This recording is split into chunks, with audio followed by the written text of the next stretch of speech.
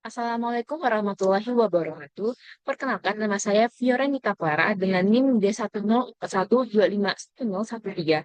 Pada kali ini, kelompok 4 akan membahas mengenai kriptografi, penerapan bilangan prima dan aritmatika modulo pada algoritma RSA untuk keamanan data dalam bidang informatika. Pada kali ini akan dibahas 6 subjek matematika. Subjek matematika pada jenjang ini adalah teori bilangan, khususnya bilangan prima dan aritmatika modulo. Bilangan prima adalah bilangan yang hanya memiliki dua faktor, yaitu satu dan dirinya sendiri. Dan pada algoritma RSA dipakai untuk membentuk modulus yang menjadi dasar kunci.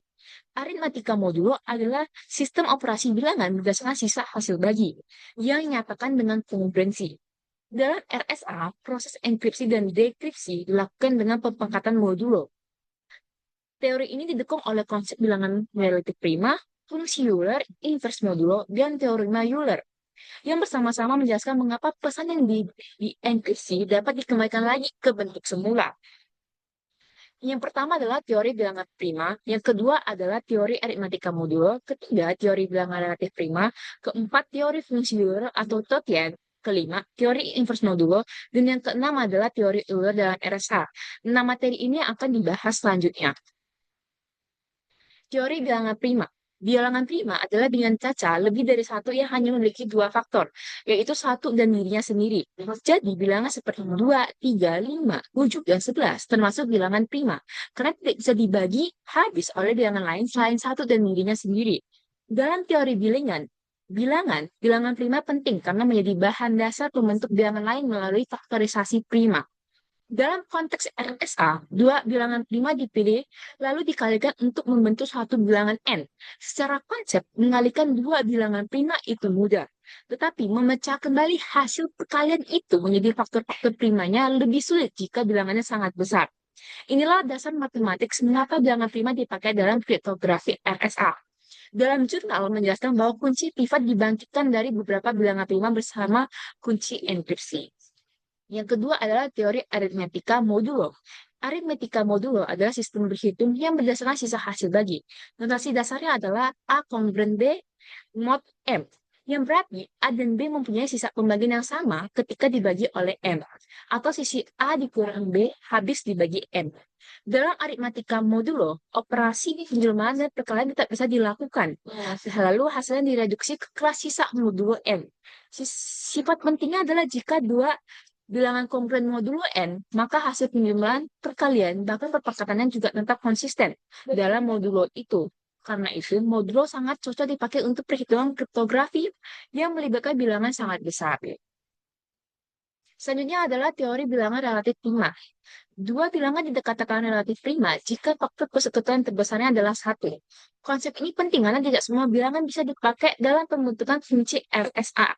Bilangan tertentu harus dipilih sehingga saling relatif prima dengan nilai fungsi tertentu dari modulus. Secara teori, konsep relatif prima yang membuat suatu bilangan memiliki inverse modulo tanpa syarat relatif prima. Tidak semua bilangan bisa dibalik dalam sistem modulo. Jadi, meskipun subjek utamanya adalah bilangan prima dan modulo, konsep relatif prima adalah penghubung yang sangat penting di antara keduanya. Materi keempat adalah teori fungsi Euler atau Taussian. Fungsi Euler atau Taussian ditulis Pn. Fungsi ini menyatakan banyaknya bilangan positif yang relatif prima terhadap n. Untuk kasus khusus ketika n merupakan hasil kali dua bilangan prima berbeda, yaitu n sama dengan p kali q. Berlaku rumus Pi PQ sama dengan P kurang 1 dikali Q kurang 1. Rumus ini sering dipakai dalam penjelasan dasar RSA. Teori ini penting karena Pn menjadi dasar hubungan antara kunci publik dan kunci privat. Fungsi Euler dipakai untuk menentukan struktur aljabar dan sistem modulo yang dipakai RSA. Teori kelima adalah teori inverse modulo. Inverse modulo adalah bilangan yang jika dikalikan dengan suatu bilangan lain akan menghasilkan sisa satu terhadap modulus tertentu. Secara umum, untuk bilangan E, inverse modulonya adalah D yang memenuhi E dikali D, kongruen 1, mod M.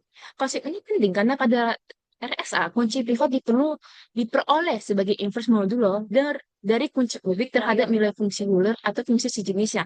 Secara teori, inverse modulo menjelaskan mengapa proses enkripsi dan dekripsi bisa saling membalik.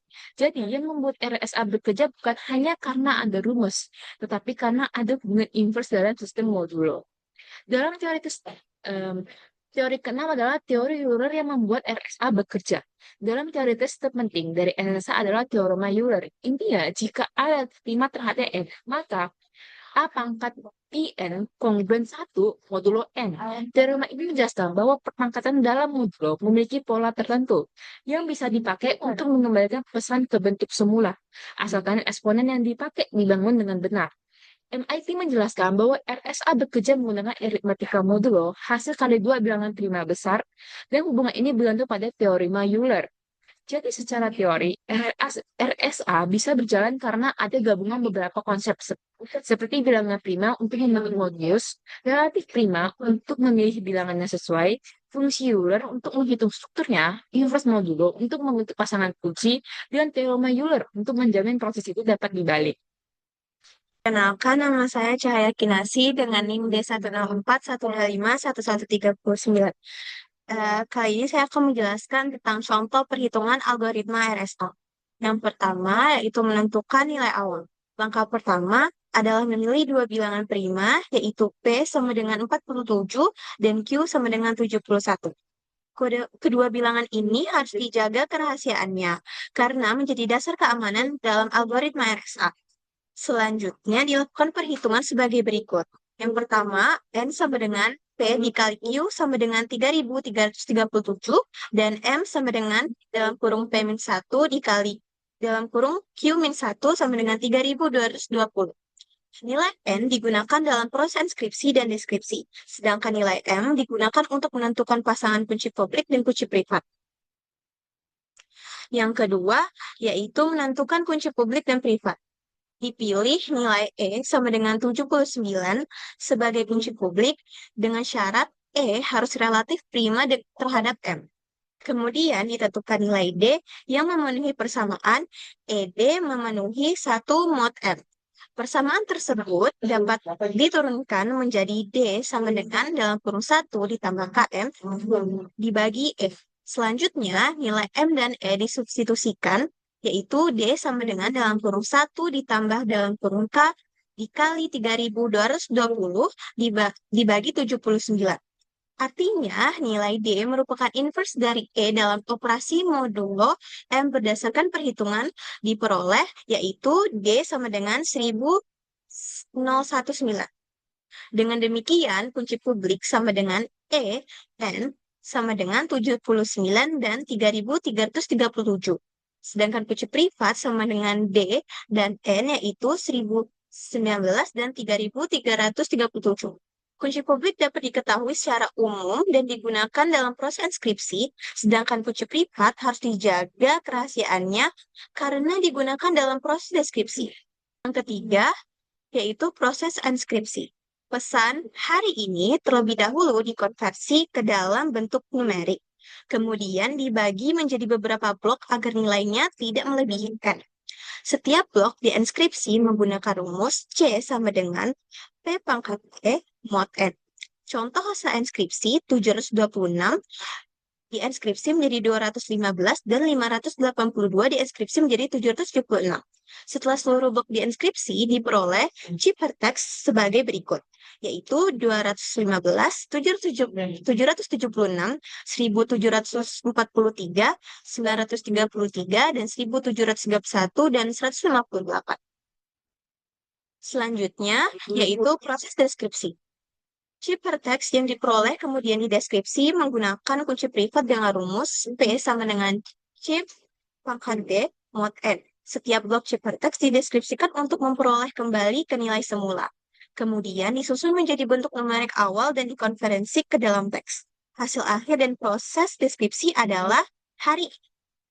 Kesimpulannya adalah algoritma RSA merupakan sistem kriptografi yang menggunakan dua jenis kunci, yaitu kunci publik untuk proses inskripsi dan kunci privat untuk proses deskripsi.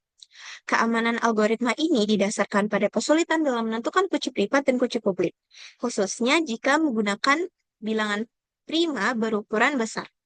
Perkenalkan, nama saya Fosneratul Sapaskaria dengan NIM D104-125-1137. Saya akan menjelaskan mengenai penerapan dalam bidang informatika yang terdapat 6 contoh. Contoh pertama adalah keamanan data dan pesan digital. Contoh kedua, pengamanan komunikasi jaringan. Contoh ketiga adalah tanda tangan digital. Dan contoh keempat, autentikasi dan verifikasi identitas. Contoh kelima merupakan keamanan data transaksi digital, sedangkan contoh keenam pengamanan dokumen dan aset elektronik. Pada contoh-contoh tersebut, saya akan memberikan contoh aslinya. Ada gambar bisa dilihat bahwa Fatma hendak mengirimkan pesan kepada Agus menggunakan pesan asli yang dienkripsikan oleh Fatma menjadi public key atau akses publik menjadi pesan enkripsi. Selanjutnya Agus akan mendekripsikan pesan tersebut menggunakan private key atau akses private menjadi pesan awal yang dikirimkan Fatma. Contoh lain bisa dilihat kepada Bob. Bob ingin memberikan pesan kepada Alice. Pada tahap itu, Bob memberikan enkripsi menggunakan P sama dengan 3 dan Q sama dengan 11. N menghasilkan perkalian dari kedua belah tersebut menjadi 33, lalu menghitung fungsi Tautian Euler-nya menjadi 20, menggunakan public kunci juga menjadi dengan relatif prima menjadi 20, yaitu misalkan 3, lalu kunci private tersebut memenuhi persamaan yaitu D dikali E sama dengan 1 mod N, menghasilkan angka 7, D sama dengan 7, dan menjadi sisa 21 dibagi 20 menjadi sisa 1. Nah, hasil kunci Bob tersebut menghasilkan 3,33 yang disebar ke umum, sedangkan kunci private Bob itu menjadi 7,33 yang disimpan secara rahasia. Selanjutnya, Alice mendeskripsikannya. Pada deskripsi tersebut, Alice membuka enkripsi Bob. Alice mengirimkan pesan M sama dengan 5, yang menggunakan kunci Bob public tadi, E sama dengan 3 dan E sama 33. Alice menghitung dengan hypertext, menggunakan rumus C sama dengan M pangkat E, menggunakan mod 3, yang menghasilkan C sama dengan 125 dipemutikan 33 menghasilkan sisa 26.